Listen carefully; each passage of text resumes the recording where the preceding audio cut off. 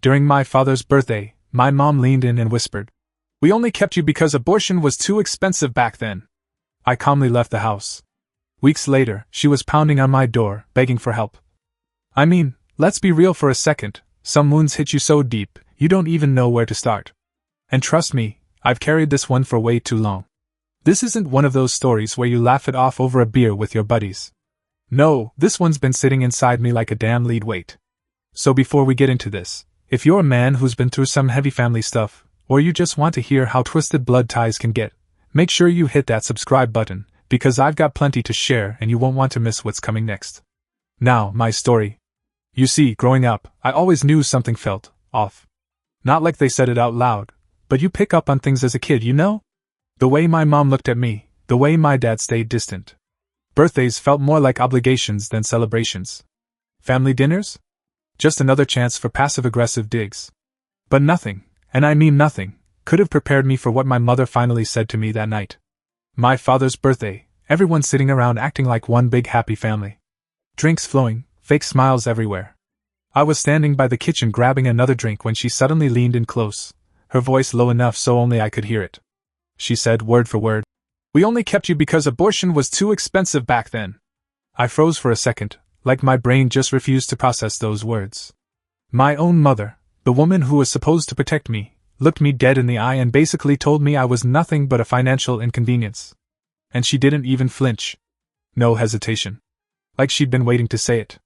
I looked at her, dead calm, and simply said, "Good to know where I stand." Then I walked out. Didn't slam the door. Didn't make a scene. Because frankly? What's the point? You can't argue with people who are that far gone.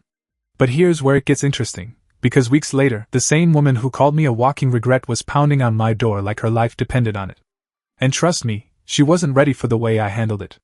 Truth is, when I walked out that night, I wasn't angry, not in the way you might think.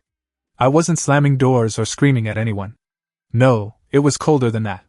Let's be real, when you grow up around people like this, you stop expecting warmth a long time ago. What really hit me was this quiet confirmation of everything I'd always felt but never had the guts to fully admit. My whole childhood, the distance, the cold stares, the way they praised my brother while I was always just kind of there. I used to think maybe I wasn't doing enough. Maybe if I brought better grades, got a better job, hell, even paid for their damn bills sometimes, they'd finally see me. But hearing my own mother say I was literally only here because they couldn't afford to get rid of me? Yeah. That sealed the deal. I mean, go figure. You grow up thinking family's supposed to have your back. That no matter how tough life gets, your blood would at least stand by you. But that's a fantasy some of us never got. And you know what? At some point you stop chasing it. You stop trying to fix broken people who don't even want to be fixed. Now, don't get me wrong. I wasn't some weak little guy who couldn't function without mommy's love. Far from it. If anything, that lack of support turned me into the man I am now. Independent, focused, built my own career, handled my business without ever needing them. But let's not pretend words like that don't cut deep. And yeah, in that moment, I knew exactly what was coming down the road. Because people like them? They always come back, but never out of love. It's always when they need something. Always. And sure enough, just a few weeks later there she was, standing outside my place, banging on the door like her world was collapsing. And let me tell you, she had no idea how different this conversation was gonna be this time. Let's be real for a second. Growing up in that house was like playing a rigged game where the rules kept changing. You know the type. No matter what you do, you're always somehow the disappointment. My father? The man couldn't even fake interest if his life depended on it. Cold, distant, always looking at me like I was some unfinished job he got stuck with. My brother? The golden child. Everything he touched turned into praise, even when he screwed up. I mean, seriously? The guy once crashed Dad's car drunk, and they literally said, "Boys will be boys." But me? I got grilled for being 5 minutes late to dinner. Typical. My mother, though, that's where it really stung. She never outright hated me, but the way she'd look at me sometimes? Like I was a bill they never managed to pay off. You know, people talk about unconditional love, but that word never lived in our house. And to be fair, I stopped expecting it by my teenage years.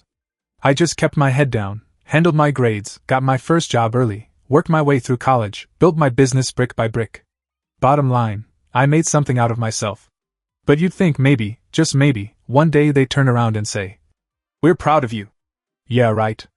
Instead, what I got was that little speech at my dad's birthday. We were sitting around the table, whole family there, when my mom leans in with that fake little smile and drops it. We only kept you because abortion was too expensive back then. I mean, what do you even say to that? Honestly, part of me wanted to laugh. Like, are you kidding me? After everything? After I paid their bills when Dad lost his job, after I helped my brother get through rehab, after I literally co-signed the second mortgage to save their house years ago, that's what you come out with? You've got to be kidding me. So I looked her straight in the eyes, stayed dead calm, and said, "Well, good thing I turned out to be a pretty damn profitable accident, huh?" She blinked, like she didn't expect me to bite back.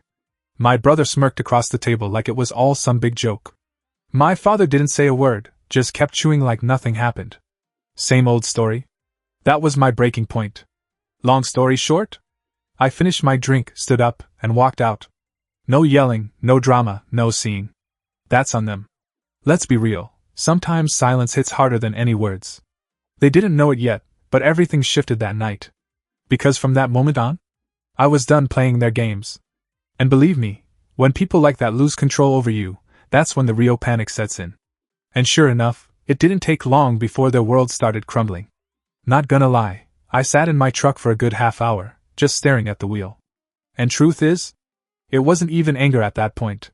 It was like this heavy fog finally lifted, like I finally saw them for what they really were. For years I tried to win them over, tried to earn even a drop of damn respect. You put your head down, you grind, you build your life from scratch thinking, maybe one day they'll look at you and say, "Son, you did good." Yeah, well, that ship sailed a long time ago. And to be honest, it felt freeing. But here's where it gets even more twisted. The following week, my phone starts blowing up. My brother calls first. "Hey man, you were kinda harsh back there." "Mom didn't mean it that way." I let out this short, dry laugh. "She said what she said, Brian. Don't rewrite it for her." He goes, "Come on bro, don't make this a big deal. You know she's always emotional after a few glasses of wine." "Oh really? Emotional? She told me my life was a financial accident. But yeah, sure, let's blame the wine." He got quiet for a second, then pulled the oldest family move in the book. "You always take everything so personally, man. That's why you've got problems with everyone." I couldn't help myself. I snapped right back. "Yeah? And what's your excuse then? I bailed your ass out of rehab, remember? Twice. Was I taking that personally too?" Silence. End of call. Whatever.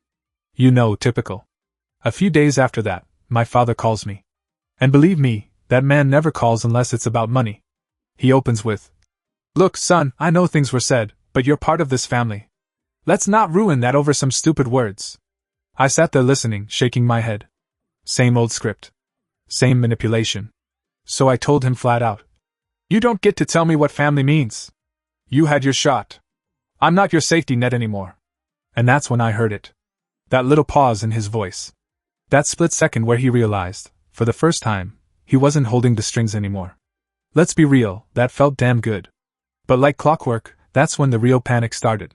The next week my cousin calls, pretending to check in on me. My aunt randomly texts me some passive-aggressive Bible quote about forgiveness and family unity. Please. As if I hadn't seen this circus before.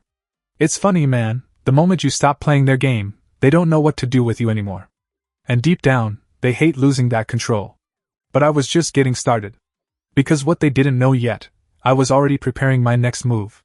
And believe me, this time, they'd be the ones feeling powerless. You know, after all those fake calls and pathetic attempts to guilt-trip me, I thought maybe, just maybe, they'd get the message and finally back off. But let's be real here, people like them?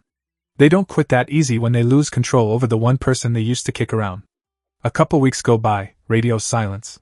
I'm thinking, good, maybe that's the end of it. And then boom, out of nowhere, my aunt shows up at my office, unannounced. Not even a text first. She walks in like she owns the place, all smiles, voice sweet as syrup. "Hey sweetheart, haven't seen you in a while. Your mom's been so worried about you." I put my coffee down, looked her straight in the eye. "Cut it, Linda. You didn't drive across town just to check in. What's going on?" Her smile twitched for a second. "Well, you know, your parents are going through a rough patch financially. Medical bills, home repairs, you know how it is." I leaned back. "Yeah? And I'm supposed to care because?" She blinked. "They're your parents." I shook my head, let out a small laugh. Parents? You mean the same people who reminded me I was a cheap alternative to an abortion? Those parents? Let's not pretend, Linda. Her face dropped. She stammered. That was taken out of context. You know your mom didn't mean it that way. Oh, I heard it just fine. Word for word. She made it crystal clear. Then she tried playing the same old card. But family sticks together. You don't just abandon your own blood. Funny. Because when I was scraping by at 19, eating ramen and working 2 jobs while they called me a screw-up, where was all this family loyalty then? Spare me the lecture. She sat there, stunned, not knowing what to say next. Frankly, I was done with the conversation. I stood up and motioned toward the door. Tell them this, actions have consequences. You don't get to spit in someone's face for years and then expect them to clean up your mess when life turns ugly. That's not how it works. She stood up, angry now. You've changed. You used to be such a kind boy. I smiled, but my eyes stayed cold. No, Linda. I grew up. That's the difference. And with that, she stormed out. Truth is, the moment she left, I knew this wasn't over. Not even close. People like them, they only panic more when they realize the manipulation no longer works. And sure enough, just a few days later, my mom herself showed up. And this time, it was going to get ugly.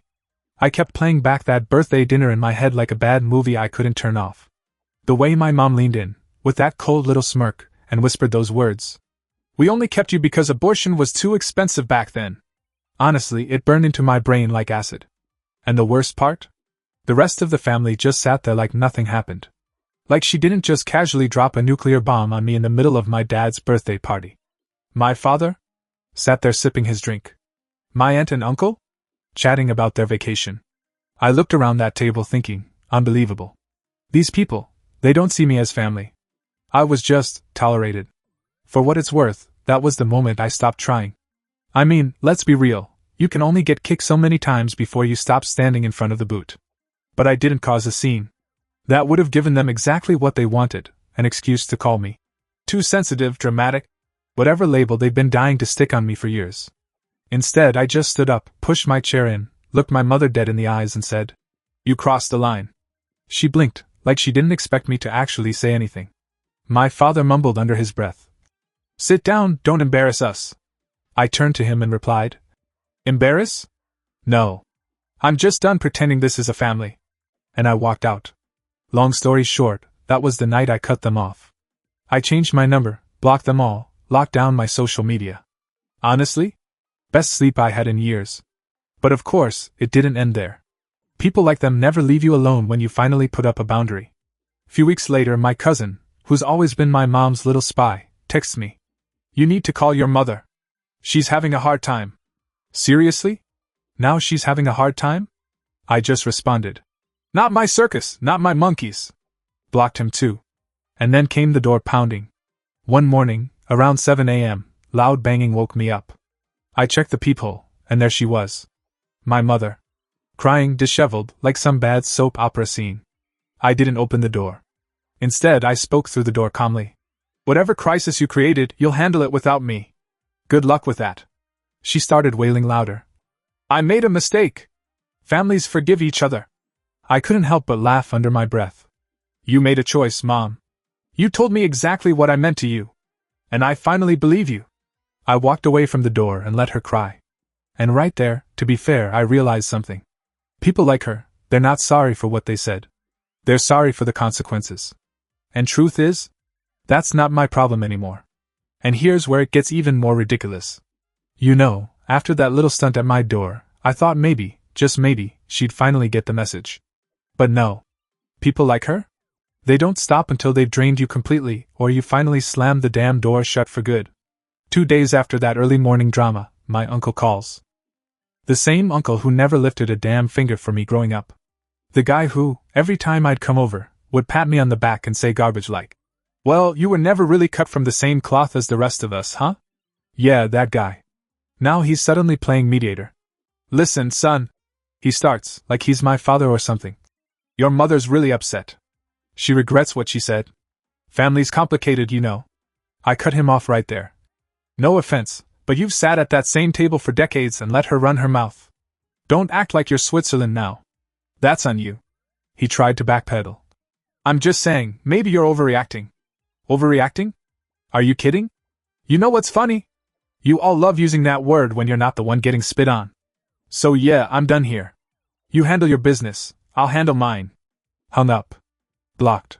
Simple as that. Honestly, man, there was a strange peace that came with every person I blocked. Like clearing out years of dead weight I didn't even realize I was carrying. But my mom? Oh, she wasn't done. Because once the guilt trip didn't work, she moved on to her favorite card, public pity. I start getting texts from old family friends. Hey, your mom's really not doing well. Maybe you could reach out. Another one. You know how parents get when they're stressed. She didn't mean it. One of them even had the nerve to say, at the end of the day, she's still your mother. You know what? That one set me off. I replied, yeah? And I was still her son when she told me she should have aborted me. Spare me the lecture. That's what kills me with people like that. They don't actually care what was said.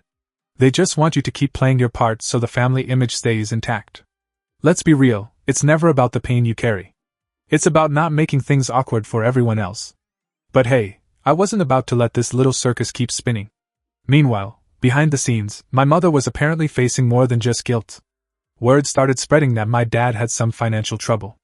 Turns out, while they were too busy treating me like an afterthought, they were racking up debts they couldn't cover. And now? The house was at risk. Go figure. Suddenly, that son who was too expensive to abort was now looking real useful to them. And you know what's coming next, right? The knock on my door, but this time, with my dad standing next to her. The man who never once defended me.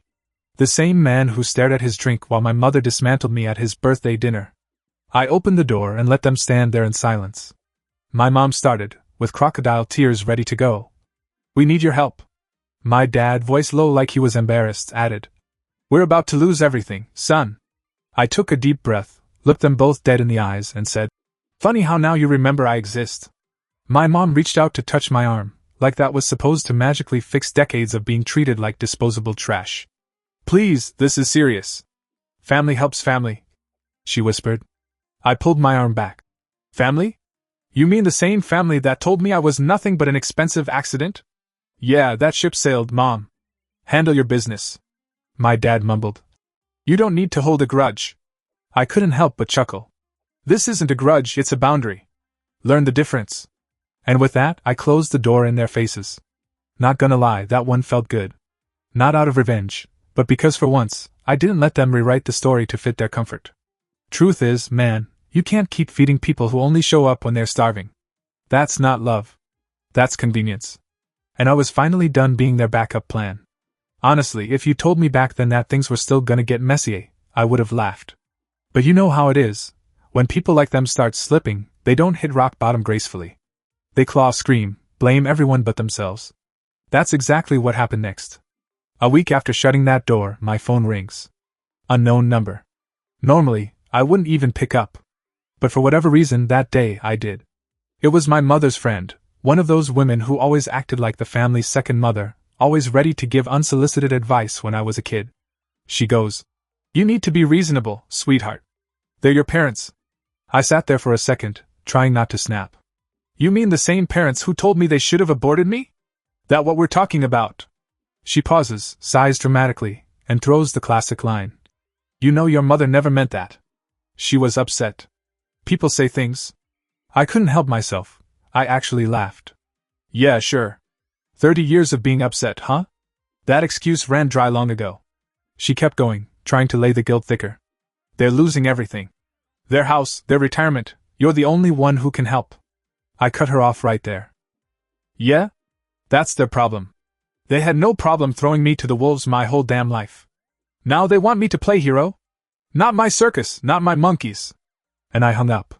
You see, at that point I realized something. They weren't really sorry. None of them. They didn't suddenly grow a conscience. They were just panicking because the safety net they always expected, me, was finally gone. Bottom line? They weren't begging me out of love. They were begging me because their lifeboat was sinking, and I was the only one left who knew how to swim. A couple of days later, my father tried his shot. For the first time in years, the old man himself calls. No middleman. Just him. His voice was different, like he rehearsed the whole thing in front of the mirror. Son, listen. I know we've had our issues. Issues? That's rich. I let him finish. Your mother regrets a lot of things. She's been crying every night. We're older now. We didn't handle things right. But this situation is serious. I stayed silent. Sometimes silence speaks louder. He kept pushing, voice getting softer. You're in a position to help. And after all, family forgives, right? That was it. I finally spoke, calm as I could. Forgiveness isn't the same as forgetting, Dad. And it damn sure isn't the same as rescuing people who spent my whole life watching me drown. He got defensive, like they always do. We were young parents. We made mistakes. I fired back. You weren't too young when you let Mom tell me I was an unwanted accident.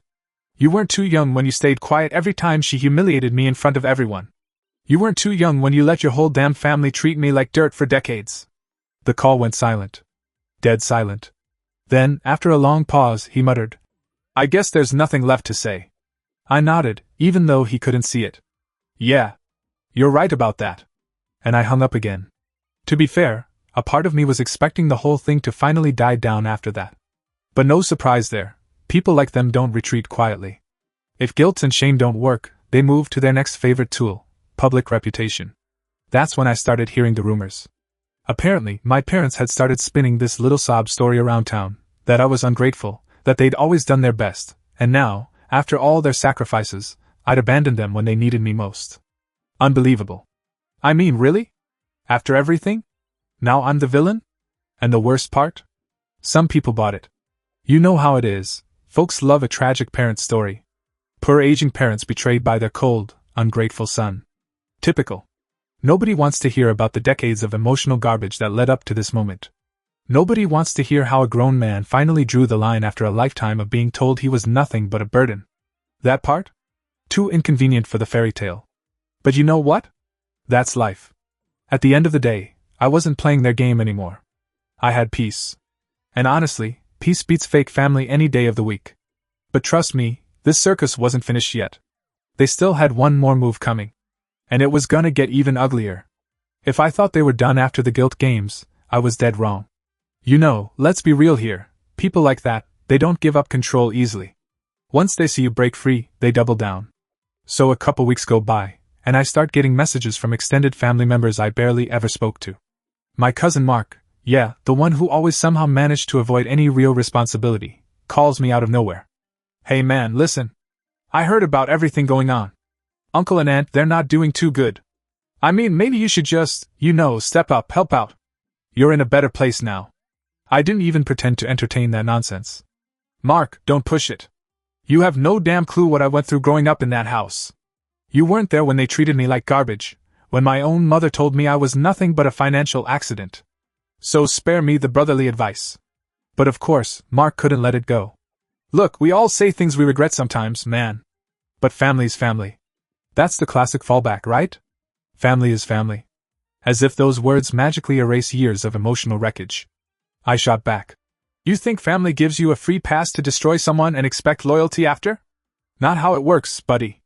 That's on them. He didn't know what to say after that. Just mumbled some weak, fair enough, and hung up. Bottom line, people love to play neutral when they're not the ones who had to crawl through the mud. Fast forward another few days and my mailbox starts flooding. Letters, bills, even some legal-looking crap. Turns out, my parents' financial problems were way bigger than I even realized. Creditors, banks, medical bills, all piling up. And you know what? Somehow, my name was dragged into some of it. Apparently years ago, when I was still barely an adult, my father had opened up a few small credit lines using my info. Nothing huge back then, but now? With interest and penalties?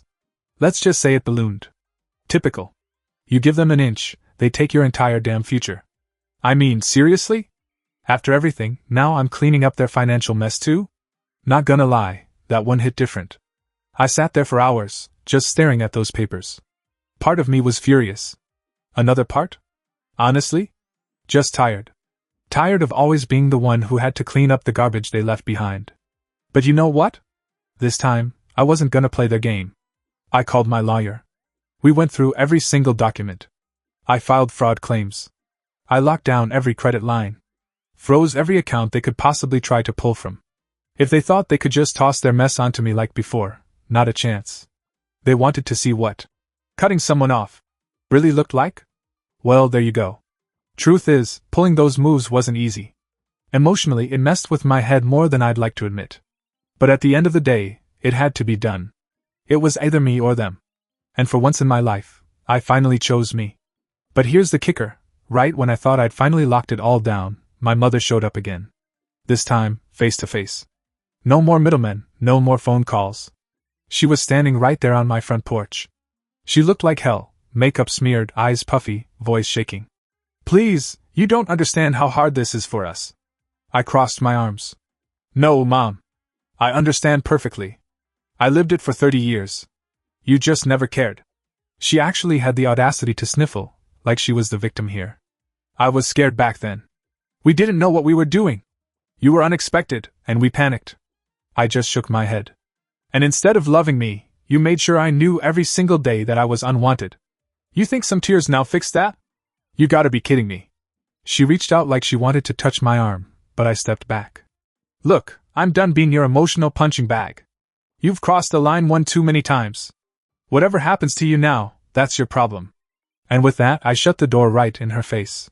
I could still hear her crying on the porch for a while, but honestly, for the first time in my life, I didn't feel guilty. Not one bit. Because this wasn't coldness. This was survival. And trust me, they still weren't finished trying. But neither was I. Weeks passed after that last scene on my porch. Honestly, part of me expected them to finally back off after I slammed that door. You know, I figured, they hit the wall, they'll move on, find someone else to drain. But nah. People like them? They don't quit. That whole "we're family" guilt trip is a drug they're hooked on. And when you cut off their supply, they start getting desperate. First it was more phone calls. Blocked. Then it was relatives I hadn't spoken to in years sending me long texts trying to play mediator. My Aunt Susan actually texted me this. You're being cruel. Your parents made mistakes, but they loved you in their own way. I read that and just laughed out loud. Yeah, Susan, sure, screaming at me for being born and calling me a financial mistake is your definition of love? Go figure. But here's where things went from pathetic to downright disgusting. They tried to play legal games. I got served papers. Some shady lawyer they found was trying to make a case that I owed them financial support because family obligation, or some twisted version of elder care laws. I mean, seriously? You've got to be kidding me. After they stole my identity, trashed my credit, emotionally wrecked me for decades, now I'm legally obligated to save them? That's rich. My lawyer nearly spit out his coffee when he read it. They're reaching, he said. Don't lose sleep over this. But you know, I've learned, always assume these people have one more disgusting move left. They were betting I'd fold, that I'd throw them a lifeline just to avoid the public mess. Well, not this time. We filed counterclaims. Fraud. Identity theft. Emotional distress. I wasn't just playing defense anymore. Now they were the ones sweating. You could tell they never expected that. They always saw me as the weak one, the punching bag, the accident that stayed quiet. Truth is, I've been quiet too damn long. And right around then, the full consequences of their own mess started crashing down. Debt collectors froze their accounts. The house went into foreclosure. My old man lost what little retirement he had left. And my mother? She started calling everyone, anyone, trying to find someone who'd take her side. But guess what? All those relatives who tried to shame me. They weren't stupid enough to open their wallets. Funny how fast family is family turns into not my problem when it's their money on the line. Then came that final moment, the one I still replay sometimes just to remind myself how far I've come. It was a rainy Thursday. I heard pounding on my door again. Same routine. But this time, it wasn't just my mother. She brought my father with her. He looked like hell, thinner, beaten down, desperate. She started first. Please, we lost everything. The house, the savings, everything's gone. My father, who barely ever spoke to me without some sarcastic jab, suddenly chimed in like some broken man. We need help, son. We made mistakes. But you can fix this. I just stood there, arms crossed. You mean I can clean up your mess again? Like when you stole my identity? Like when you told me I should have never been born? That kind of help? My father tried to get that old tone back. Don't be dramatic. That was a long time ago. I cut him off right there. Don't test me. You're lucky I haven't pressed full criminal charges yet. My mom started crying again. We have nothing left. You're all we have now. And that's when it hit me fully. The same people who told me I was disposable now stood here begging for me to save them. Bottom line? That's life, man. You reap what you sow. I looked them dead in the eye. You're right, I am all you have left. And that should terrify you. Because I'm done. We're done here. I closed the door slowly this time. No yelling. No drama. Just silence. And standing behind that door, hearing them sob on my porch, I felt nothing. Not hate. Not pity. Just peace. You see, some people say revenge is about getting even. Truth is? For me, it was finally about being free. They created their disaster. I just made sure they couldn't drag me down with them anymore.